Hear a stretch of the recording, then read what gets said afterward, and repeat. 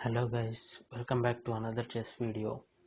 In this video I'll be explaining about a game which had been taken part at the Grand Slam Masters from 14th September 2014.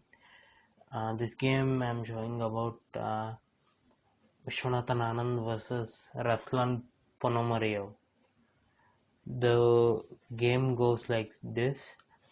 White begins with d4, going with the queen's pawn opening. Black responds with d6. White responds with knight f3, g6, c4, and black plays bishop g7.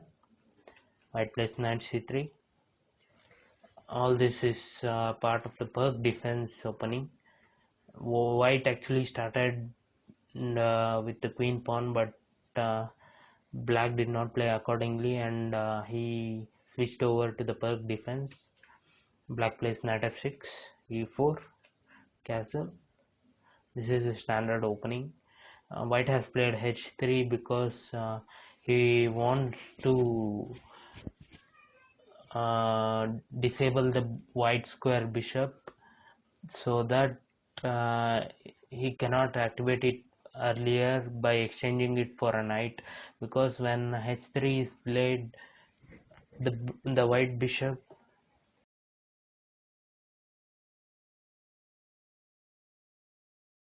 on c8 cannot be exchanged, and it has to be placed awkwardly in d7 square. So he tries to avoid the exchange of the light square bishop by playing h3. Black plays c5, which is a normal move.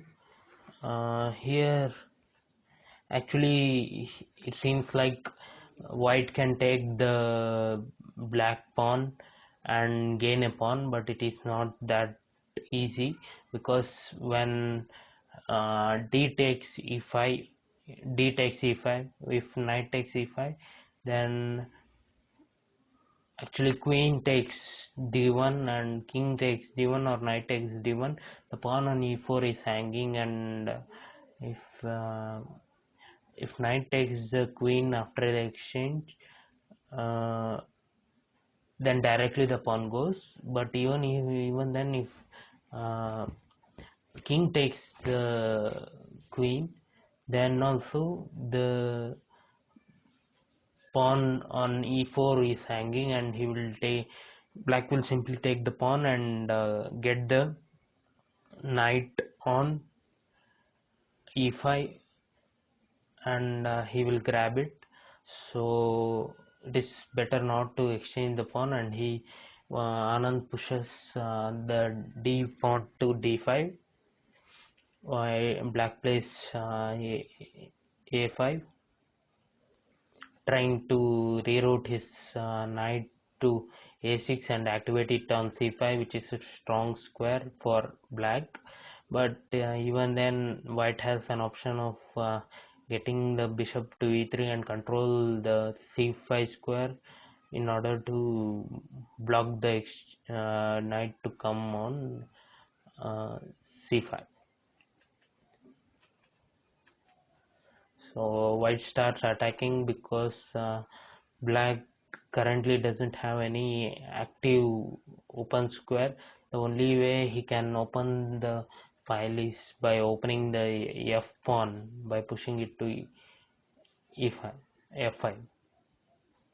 So white starts attacking the king side, and black plays knight c5 in order to take the pawn on e4, but white guards the pawn with knight d2, c6. Now here black has come to know that white is going to castle on the queen side, so he pushes a c6 c pawn, so that uh, if pawn takes pawn, then the b file is open for an attack for black. Bishop d7, This is what I previously told. Bishop will be forced to be played on d7, and not much work it will be doing currently.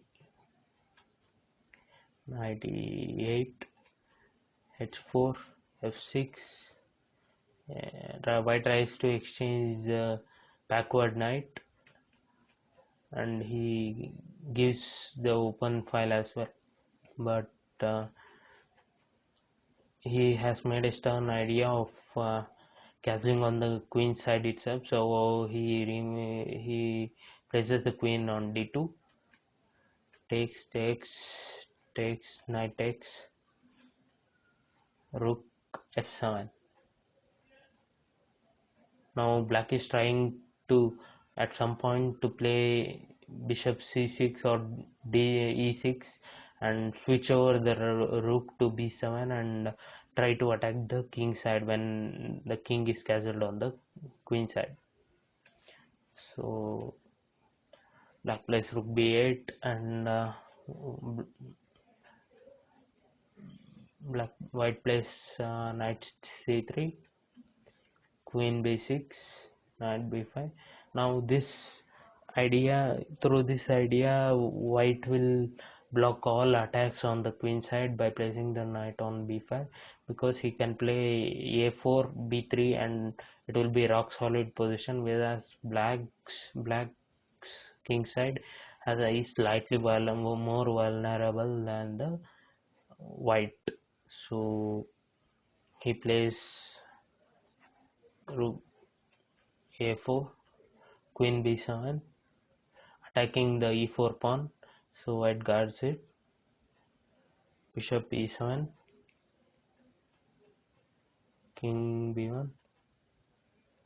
Black is simply playing moves as he does not have any solid idea of attack, whereas white can attack the a5 pawn and even the black's king side. So black's pieces are just defensive, whereas white can attack.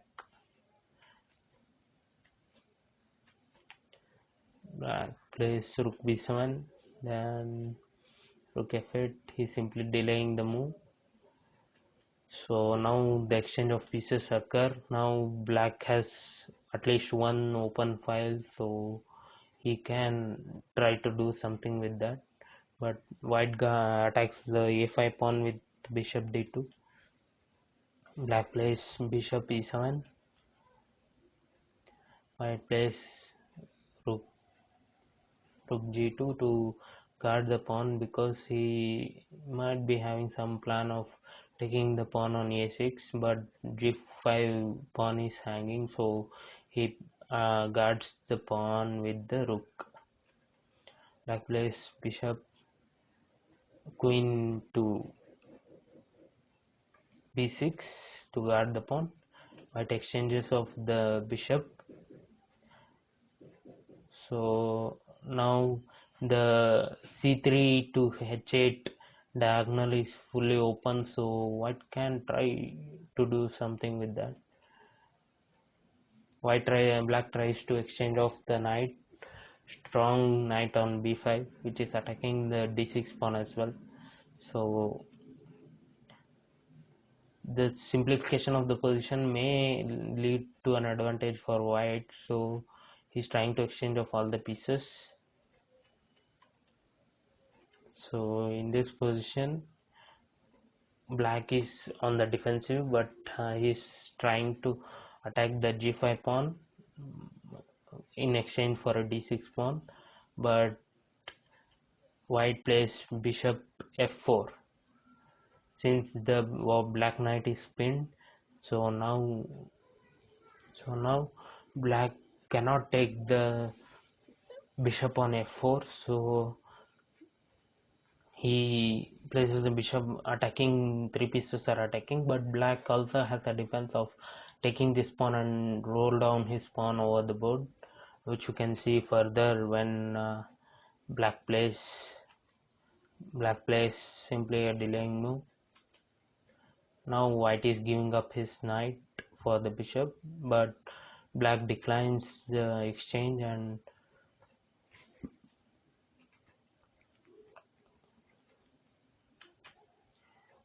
5. Now black knight cannot take the bishop because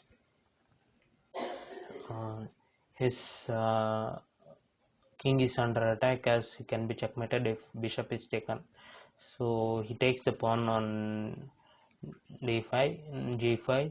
Now the thing is, if white takes the knight in order to try to give checkmate on f7, black has the idea of taking the bishop with the bishop and at the same time guarding the f7 square, and he will be having a supported passer on the h and the g file, so it's going to be difficult to win against the two supported passers. White will also be having two supported passers, but the pawn on a5 has to be attacked soon and taken so that he can gain an advantage. So white decides not to exchange the knight for the bishop and takes the pawn. Now white comes back to the defense in order to push the pawn and queen it. So black plays h5 and tries to roll down the pawn on the king side so that he can queen it.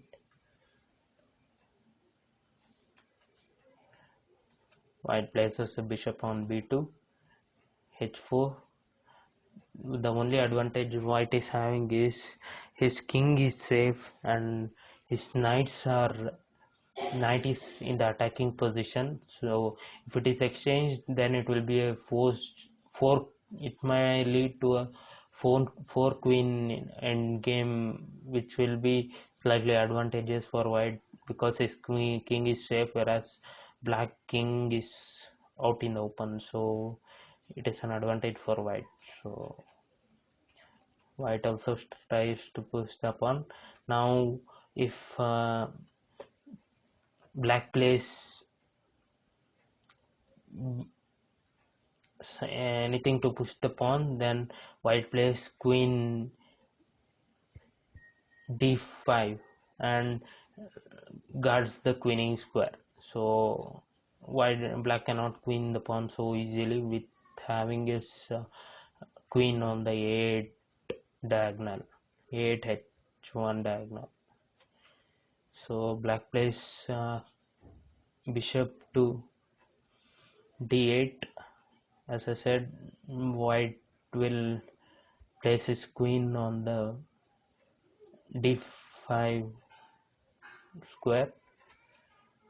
So now he starts attacking the knight which is guarding the pawn to be queen, so that he can give check and on f3 and take the pawn on the h3. So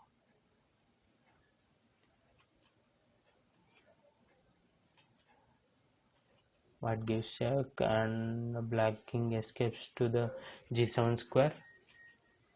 White takes the bishop.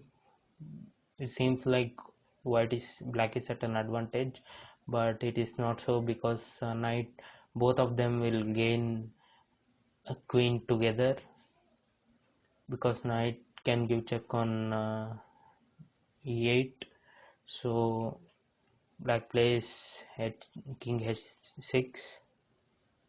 So here black may queen the pawn now, but white will give a nice checkmate if black queens on the h1. Now the immediate move, you can pause the video and think it over. It is bishop to f8 and mate. So black gives check. White, now immediately the pawn cannot be queened because white queen is guarding that square. So he brings out the knight. Now the critical moment, he tries to do something in order to queen the pawn by giving the knight. White accepts the knight and in return for the exchange, and here black queens first, but now it is all over because white plays c7 and it cannot be stopped from queening. If black plays queen h3, then knight plays d6, knight to d6, and covers the queening square on the c8, and then there is no stopping that pawn from queening. So, and it was all game over for Ruslan Ponomariov in this game, which took about 61 moves to complete.